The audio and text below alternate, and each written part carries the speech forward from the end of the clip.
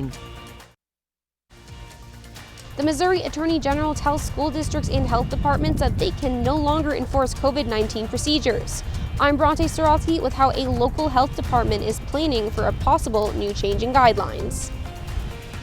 The U.S. Supreme Court has ruled that Texas's abortion ban can remain in effect for now. I'm Alexandria Hoff at the Supreme Court, and I'll have more on today's ruling coming up.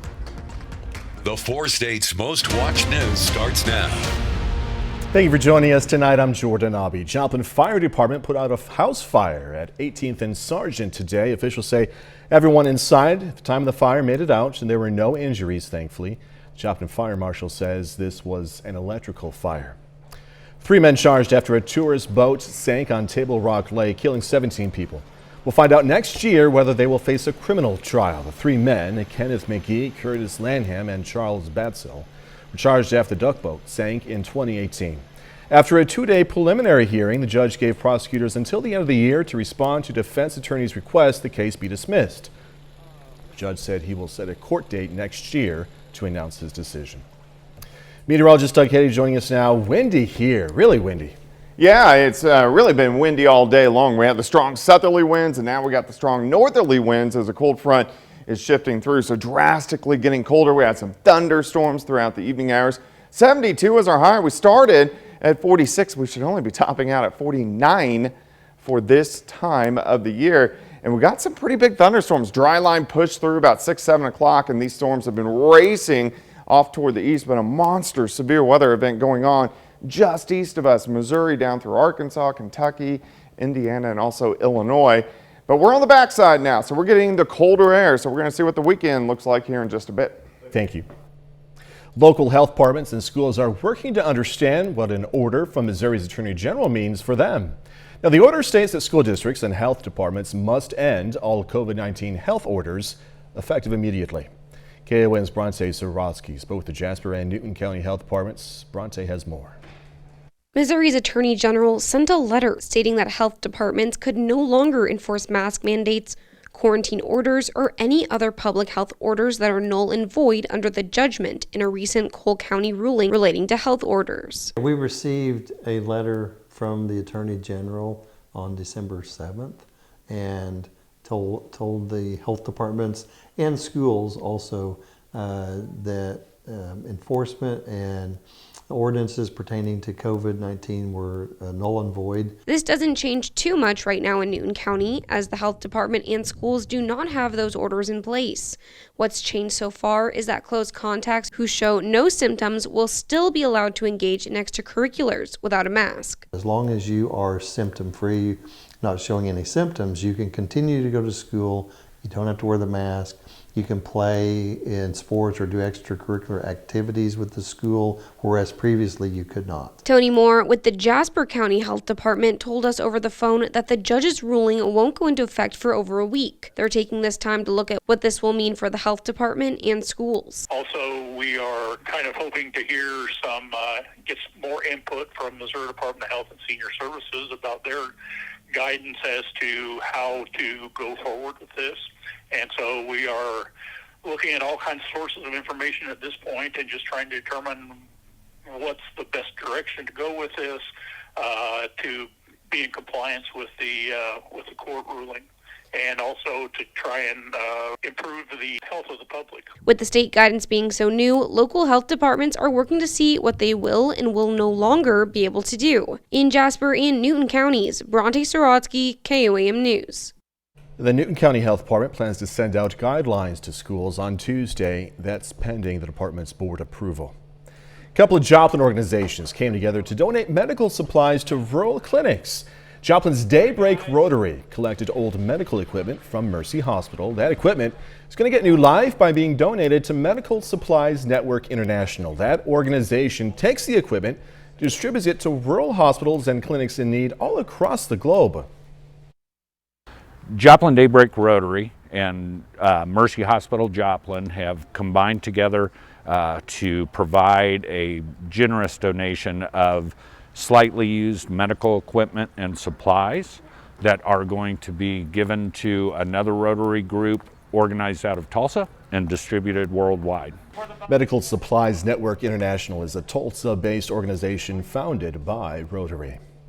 Missouri Governor Mike Parson's office appointed 4 new members to a state board that oversees funeral homes. This after several previous members of the board were fired.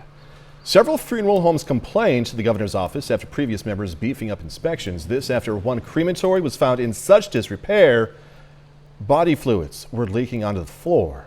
Parson's office says the firings were made because the members were on expiring terms and not because of these complaints. New economic data is signaling a spike in inflation. Consumer prices soared 6.8% from 2020. That's the biggest increase since 1982. The Biden administration argues the impact of the coronavirus pandemic is largely to blame, but they believe prices will eventually start to come down. Fox's Madeline Rivera is in D.C. with reaction.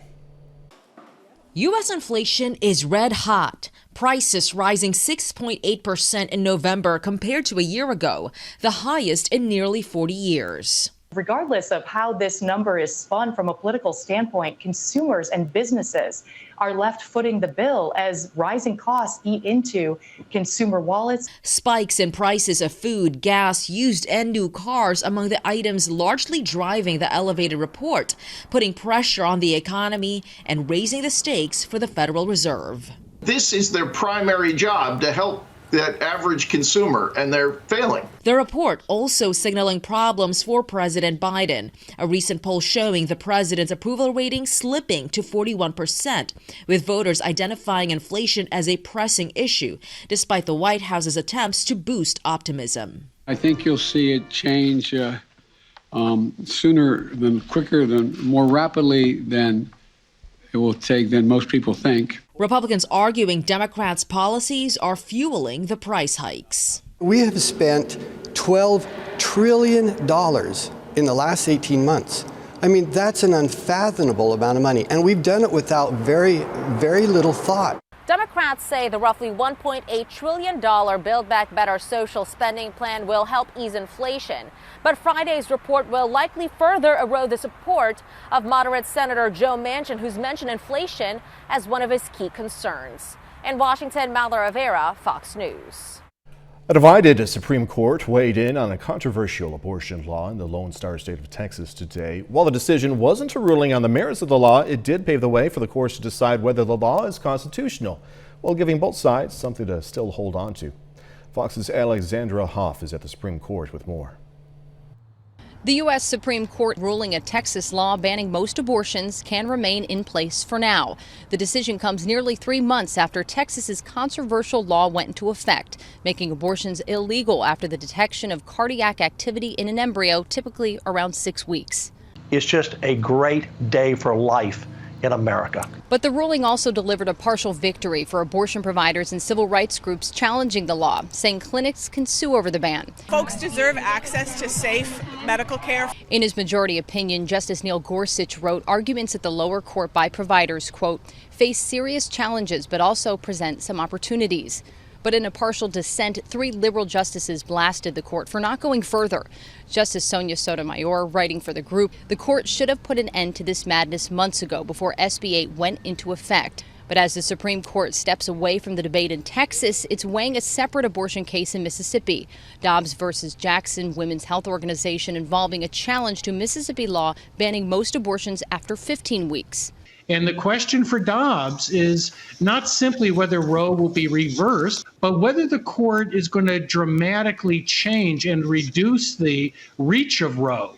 And this goes to that pre-viability question. So this is just a reiteration of how much, a reinforcement, I should say, of how important it is to codify Roe. A decision on Mississippi's case is expected by this summer. At the Supreme Court, Alexandria Hoff, Fox News. KOAM News at 9 on Fox 14 takes this time down to honor another 4-state hero. Harold Boydston served in the U.S. Army from 1943 to 45. Native of Joplin, Boydston was stationed in New Guinea, also the Philippines, earning several awards. And we are proud to thank and salute Staff Sergeant Harold Boydston. He's tonight's 4-state hero. Doug Eddy's next with a complete look at the forecast. A bit later in sports, the voice of the Chiefs, Mitch Olthus, previewing the team's game this weekend against the division rival Raiders in this week's Minute with Mitch. Don't miss On Sale Now.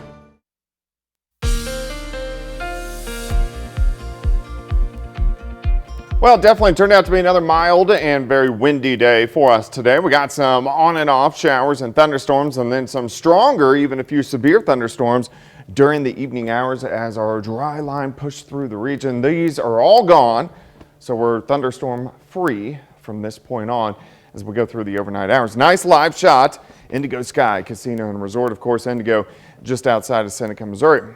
Look at the front. You got 60s ahead of it.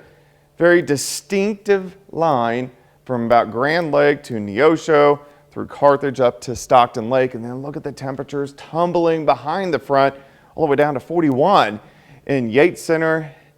And you can see this massive storm system. And this is why we had such the big severe weather set up and all the snow across the northern plains. But all the severe weather is kind of along and ahead of this dry line. So this has been kind of the firing zone for severe weather throughout the evening hours. But look at all the colder air filtering in right behind it. So strong southerly winds today. Watch the front. Comes barreling in over the past couple hours. Now we got strong northwesterly winds. It's going to stay very windy throughout the overnight hours tonight. We're going to have winds gusting at times 30, 35, upwards to 40 miles per hour. It's still going to stay windy tomorrow, but the winds will slowly start to diminish. Outside right now, sitting at 52. West, northwesterly winds at about 15. Humidity is at 57%. All the rain pretty much out of here. We had the bands of showers late morning, early afternoon, then watched the thunderstorms explode right on top of us throughout the evening hours and then just rolling east. And this has been a monster severe weather event. So here's the back edge now, right across central parts of Missouri. Let's go north. Look at the heavy snow, Minnesota, Wisconsin, all the way back to about Omaha, so really not that far north of us. And then you got the huge severe weather set up where we've had numerous tornadoes, Arkansas, Missouri, Illinois, parts of western Kentucky and Tennessee as well. This will continue to march off toward the east during the overnight hours. Out to the west, not a lot going on. That's our weather as we go into the weekend. It's going to be colder, but we're going to be dry. We're going to be in and out of the clouds tonight. We'll drop back near freezing. Plenty of sunshine for us tomorrow, but temperatures struggling to warm up. Here's your day planner. 33 to start, 45 by noon, high temp only a 50. That's where we're supposed to be for this time of the year. We're not supposed to be 72, 73, 74 degrees. Tomorrow night, we drop back near freezing once again. Then heading into Sunday, we do get a southerly wind. This helps our temperatures out just a bit, so we will go into the 50s for highs. Still kind of chilly, but at least warmer than what we're going to see tomorrow. 50 tomorrow, 55 on Sunday, 63 Monday, near 70 on Tuesday. Rain chances start to sneak back in by the middle of next week. Kind of a weird feeling, you know. It's windy here, but you know, it's relatively quiet when you think about it. But like you were pointing out, snow up north. Yeah. And then severe weather near us, you know. Yeah, we got kind of split around on this one. Even though we had some thunderstorms, we got lucky. Yeah, we did. All right, we'll see you in a little bit. Thanks so much, Doug. Coming up, the funeral for a military hero. The nation remembers the life of Senator Bob Dole. I'm Chad Pergram in Washington. More on that story coming up. Pivoting. Former Senator Bob Dole remembered at Washington's National Cathedral today. His life and legacy was honored at another service this afternoon at the World War II Memorial. Fox News congressional correspondent Chad Pergram has more. Bob Dole was one of the greatest generation. Friends and close colleagues paying tribute to Senator Bob Dole, who passed away on Sunday at the age of 98. His funeral taking place Friday at Washington's National Cathedral. The courage, the grit, the goodness, and the grace. Dole served for nearly 36 years in Congress. President Biden remembering him as a man who valued compromise and always put country first. He understood that we're all part of something much bigger than ourselves. And he really did, I felt. He really understood it. And a compromise isn't a dirty word. It's the cornerstone of democracy. Dole's casket later traveling to the World War II Memorial for a military tribute ceremony. It's a site he helped bring into existence after leaving office. Chairman of the Joint Chiefs of Staff, General Mark Milley, and actor Tom Hanks delivering tributes. to appreciate the life and the accomplishments of Bob Dole, simply look around at where we have gathered today at this national memorial. Dole received 2 Purple Hearts for his service during World War II, where he was hurt helping a fellow soldier.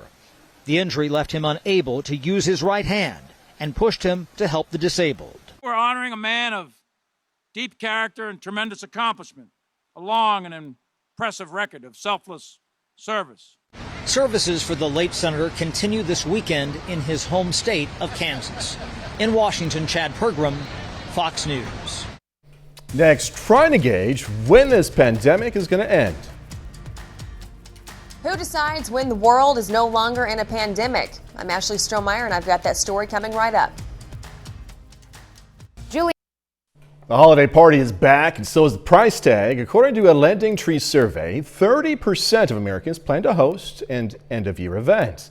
Americans plan to spend about $760 on average to wine and dine those guests. In return, party guests said they would shell out an average of $213 on gifts for their hosts. The pandemic has prompted a dramatic shift to online therapy, but a new review shows some patients are falling through the cracks. A study from King's College London finds telemental health by phone, video, or messaging is challenging for new patients, older patients, and those without a private space at home. They also found it's harder to pick up on nonverbal cues and establish a therapeutic relationship when compared to in-person therapy. Health experts say it's normal for viruses to mutate over time, but if the coronavirus continues to mutate and spread, will the pandemic ever end? Fox News correspondent Ashley Strohmeyer has more on the lifespan of a global health crisis. In a few months, the pandemic will officially enter its 3rd year, with many wondering if it will ever end. We're going to make it through this, and we're going to be okay. But who decides when a health crisis is done with? According to the Associated Press, it's the World Health Organization, with officials there first declaring COVID-19 a pandemic back in March of 2020. Since then, WHO medical experts have been examining the global spread and aren't expected to say the pandemic is over until they believe COVID-19 no longer poses an international concern, something that could take longer because of the Omicron variant. We've seen waning immunity, and we're facing a variant that has the potential to require more immunity to be protected. The new mutated form of COVID-19 is quickly spreading across the U.S. and the world, with reported cases in at least 22 states and 57 countries as of Thursday. But while Omicron is highly contagious, experts say there's no need to panic. The disease is mild. The disease is mild. Urging everyone 5 years and up to get vaccinated and boosted to slow the spread. In the end, medical officials believe increased global vaccination rates will help COVID-19 go from a pandemic to a more manageable virus like the flu. Ashley Strohmeyer, Fox News. Coming up, a nice feel-good story for the holidays. Some seals in Canada released back into their natural habitat. Pivoting. RTC.com. Homecoming just in time for the holidays. 5 harbor seals were released back into their natural habitat in the Canadian province of British Columbia. Look at them. The Vancouver Aquarium Marine Mammal Rescue Center released them at Iona Beach in Richmond. Look at that. They're seem to be enjoying that water. Seals were rescued as pups after they were found separated from their mothers. Now their names are Fish Crackers, Java, Gus, Ramen, and Memphis Jukin. Center volunteers fed them bottled milk and taught them how to swim and catch fish so they could survive, of course, on their own in the ocean. Look at them. All right, do good things. Stay away from the sharks. All right? Stay away from the sharks. 30 more minutes, news, weather, and sports coming away. Jack the Bible Donkey returning to help out Pittsburgh Salvation Army's Red Kettle campaign. Plus, some early Christmas fun for Joplin Elementary students, courtesy of James River Church. Artucci. All right, some people have waited all year for this. So it's finally time for a 4 states holiday staple, Jack the Bible Donkey. Pittsburgh Salvation Army brought Jack back in a service to help with the organization's Red Kettle campaign. Today he was stationed with the kettle by the Applebee's on North Broadway. And Jack doesn't just help ring bells for the Salvation Army, he also spreads cheer at nursing homes and assisted living facilities. he started sniffing me, and I said, "Oh, you like me?" And he started bowing his head, and I mean, he took off from there. And so then we thought we should share him with nursing homes and various places. As always, other people were able to pet Jack and take pictures with them. Awesome. Christmas came early for some Joplin elementary students. James River Church today handed out presents to nearly 1,200 students, teachers, and administrators in Joplin and Springfield. West Central Elementary in Joplin was among the 4 schools selected. Officials with the church brought not only gifts, but games, music, and a Christmas adventure. Today, what we're doing here at West Central Elementary is giving a gift to every single kid at the school. And really, it's all made possible because of the generosity of the people at James River Church. James River Church has been handing out gifts like this for 23 years. They select the schools based on factors including the number of students enrolled in free and reduced lunch programs. Joplin Theater Troupe is getting into the holiday spirit in the wizarding world of Harry Potter.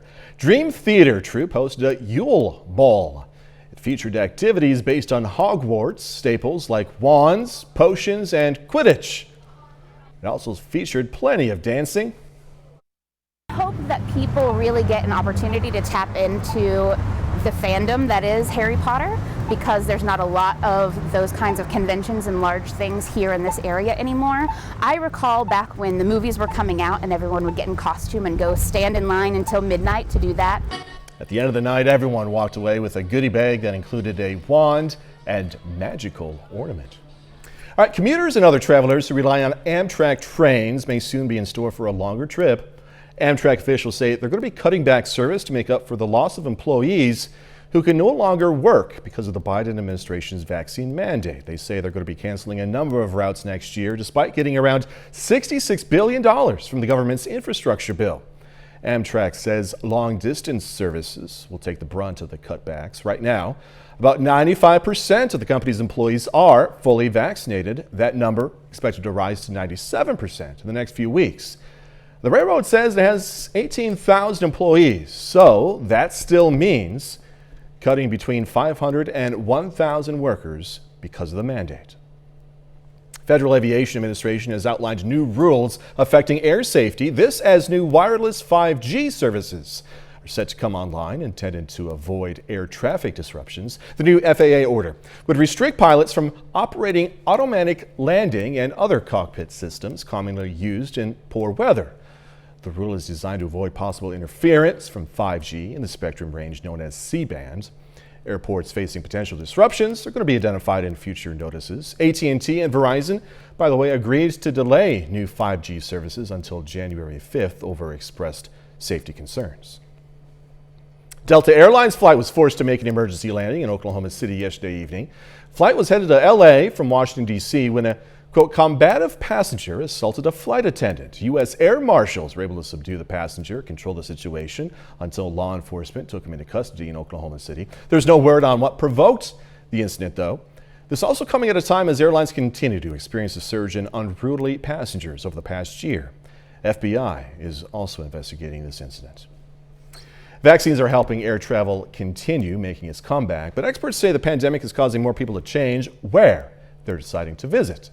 Fox News correspondent Kevin Cork explains. We're actually headed to Jamaica this morning, going for our cousin's wedding. And they're off. The number of Americans taking to the skies continues rebounding close to pre-pandemic levels. It was packed. The planes were full. Still, many airlines are struggling to hire back much of their workforce lost during the height of the pandemic, with the Labor Department reporting more than a 9% dip in airline employment numbers from where they were just before the onset of COVID. But staffing shortages aren't stopping airlines from trying to fill seats on planes.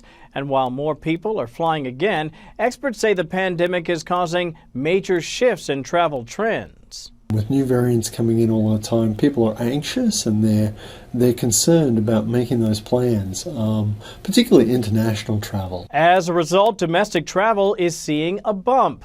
With the rate of positive COVID-19 cases ticking back up across the country, outdoor destinations are looking more favorable. We've seen an incredible increase in the number of people visiting national parks. Throughout the pandemic, travel experts say communities learned the importance of supporting one another and recommend applying some of those lessons when you embark on your next journey. As travelers, we're guests in a community, and respecting our hosts is a really important thing. Experts also suggest staying up to date with the latest COVID-19 testing policies while planning a trip.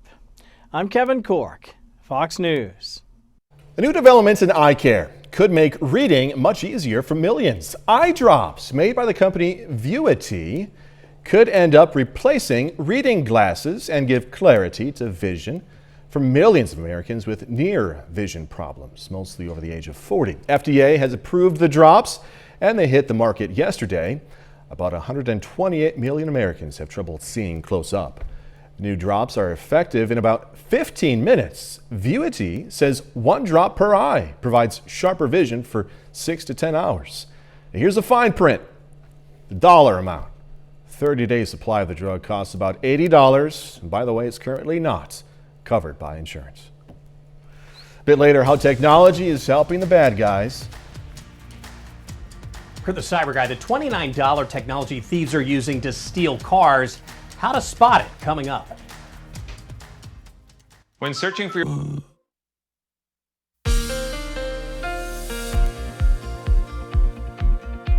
Well, it definitely turned out to be kind of a crazy day for us today. Into the 70s, warm, it was windy, we've had on and off showers, and then we got a line of thunderstorms that we did even get a few severe thunderstorms in southwestern Missouri as we worked into the evening hours, but all's quiet now. Cold front has passed through and it's getting sharply colder outside if you haven't been outside. Nice shot, Indigo Sky Casino and Resort. Look where the front is. If you can't tell, it's right from about Mount Vernon to Anderson to Grand Lake. Look at the colder air spilling in. So 50s through the metro, 40s, all the way down to 40. In Yates Center, everybody's going to drop back into lower 30s later on tonight as this very big storm system continues to plow through. So all the severe weather is out ahead of this. And then all the cold air filtering in, snow up across the northern plains. So very strong southerly winds today. And then look at the front, just barreling through. Now almost through our entire viewing area. And behind it, the winds are really picking up. So we got these strong northwesterly winds instead of the south winds like we had earlier. So we are getting gusts in that 25 upwards to 40 mile per hour range as we go through the overnight hours. But we're dry. Currently outside, we are sitting at 52. Westerly winds at about 15. Humidity is sitting at about 57%. All the thunderstorms that we had during the evening hours, these are gone.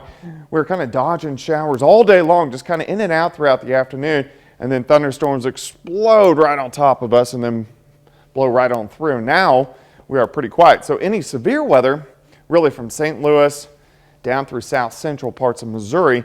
Look at the snow up across the Great Lakes. About a foot fell all the way back through northern parts of Nebraska. And then, of course, all the severe weather has been ongoing. At one point in time, we had about almost 20 tornado warnings at one time in this general area. Of course, this storm system will return in the pattern. We're on about a 62-ish, 63-day cycle. So about February 13th or so, and then again in the middle of April. So we'll have to keep our eyes on that.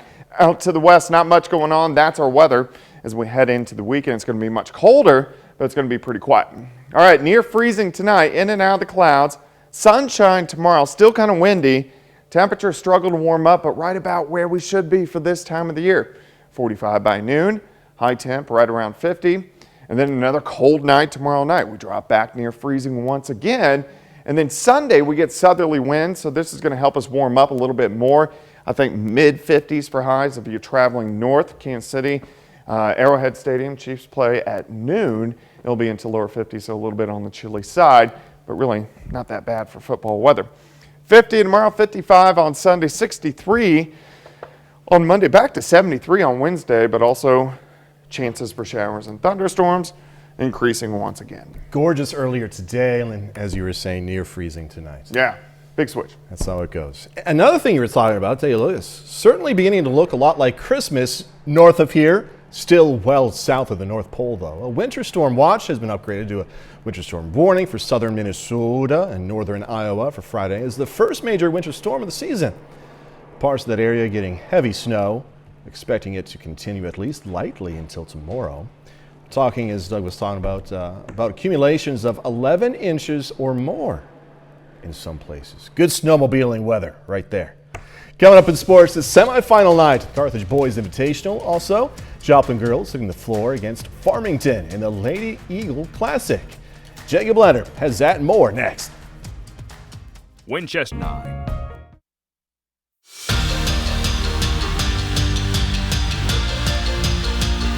Tonight is semifinal night at the Lady Eagle Classic at Joplin High School. The tournament host Eagles got things started Thursday afternoon with a 49-32 win over Blue Valley West.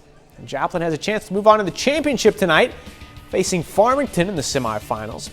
Farmington finds the range early. Morgan Bry for 3. Carson Dillard, another triple. Cardinals sink 4 threes in the first quarter. Emma Floyd here turns. Goes off the glass for 2. Then Bryn Driver, nice move on the baseline. Puts it in. Joplin, though, down by nearly 20 already. Back to work here. Driver lays in another. Farmington, though, too good tonight. They win it 71-18. Well, semifinals also tonight at the Carthage Boys Invitational. Carthage has Ray Peck tonight. Tigers fall in a tight one, 42-40. After that one, Joplin on the floor against West Plains. That one actually going right now. At halftime, Eagles lead at 22-14.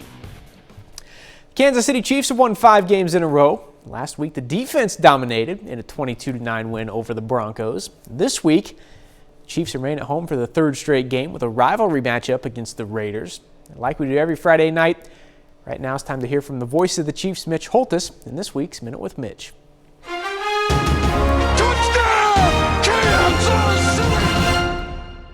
The AFC March for the Chiefs continues this week, as does the 62-year history of the Chiefs-Raiders rivalry. It's been a rivalry of great players, great moments, and sometimes dominating performances. But arguably, there's been no player as dominant in this entire rivalry as Chiefs tight end Travis Kelce. Get this, in the past 7 Chiefs-Raiders games, Kelce has 781 receiving yards, the most receiving yards by any NFL player against any single foe in that span. You want more? Kelce's got almost 1,200 yards against the Raiders in 15 career games with 7 touchdowns. Put another face on the Mount Rushmore of great players in the Chiefs-Raiders rivalry. The biggest might be Travis Kelce on this Minute with Mitch. The Minute with Mitch is brought to you by Como Jewelry. Every day's game day, Como Jewelry, Pittsburgh, Joplin. A Sunday's game will start at noon on our sister station, KOAM Channel 7. The Chiefs, by the way, are 9.5-point favorites. And that's a look at sports. We're back with more news after this. When you give. Bit of a bruise for Apple. A group of customers say a defect in the Apple Watch can cause the screen to crack, shatter, or detach from the device, and they are suing. The suit alleges that batteries inside the watch can suddenly swell, causing the screen to crack or break. The lawsuit claims Apple knew about the defect and released the devices anyway. High-tech scams targeting your personal property, including your car, and thieves are using technology, including Apple's AirTags. Fox's The Cyber Guy, Kurt Knutson, explains. Yeah, introduced in the spring, Apple's tiny AirTag tracker that sells for just $29 is capable of tracking just about anything. That's why police are saying it's the latest tool being used to steal cars. Here's how the AirTag car theft scam works. Car crooks see a desirable car out and about at places like the mall, a restaurant, simply parked at a local store. They then attach one of these tiny trackers to your car by placing it near the gas cap, on trailer hitches, inside the trailer lights of an F-150, they've seen it, or by taping it under our bumper. Car crooks follow the car home on their screens to see where you live, then steal the car. Now, if you've got an Apple iPhone, you may get tipped off in time to do something about it. AirTags often send a warning to iPhones that they're being tracked. If you see one of these alert messages while driving, safely pull over into a populated yet quiet area. Follow the on-screen instructions to make the AirTag beep by selecting Play Sound. Hopefully you can find it. Apple then shows you how to disable the AirTag. Tips to keep from falling victim to this new high-tech car ripoff scheme: park in a garage when possible. If you can't, block one car with another car, and then use good surveillance cams. You can get them for less than $40 at this point. And believe it or not, use an old-fashioned steering wheel lock like the Club that's visible, and they may move on from there. And believe it or not, you too, for $29, use 2 of these AirTags on your own. Use one as a decoy, like put it in your glove box, and the other one deeply hidden well inside your car, and then you might be able to track the thieves that stole the car. I'll show you how at the Cyber Guy blog at cyberguy.com. I'm Kurt the Cyber Guy for Fox News. Goodness gracious, right? All right, going to check out what's playing on the big screens this weekend when we come back.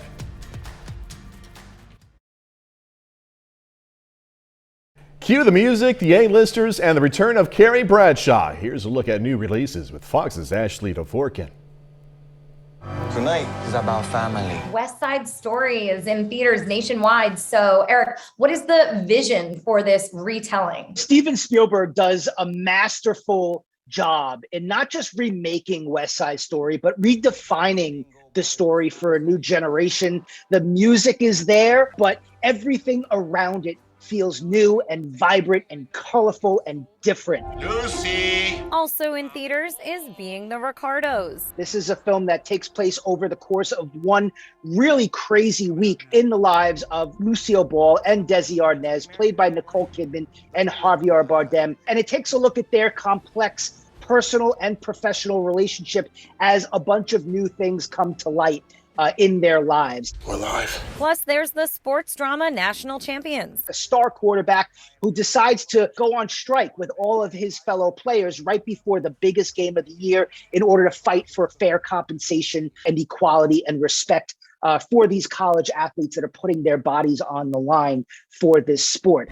This is not real. The star-studded Don't Look Up starts in limited release. This is one of the year's best ensemble casts. It's written and directed by Adam McKay. He creates a scenario in which 2 low-level astronomers discover a comet that is heading towards Earth, and no one seems to believe them. I'm looking for Katie. On streaming, Netflix adds the Sandra Bullock-led drama The Unforgivable and the animated adventure Back to the Outback. And just like that on HBO Max, Carrie, Party of 3? Carrie, Miranda, and Charlotte lead a brand new chapter of Sex and the City. In Hollywood, Ashley Dvorkin, Fox News. And that's our time for tonight. Thanks so much for joining us. Going to leave you with an aerial view of some local holiday lights. Enjoy some holiday lights if you can this weekend. Go out and do some driving. Have a great, safe weekend. Do this all again tomorrow. See you then.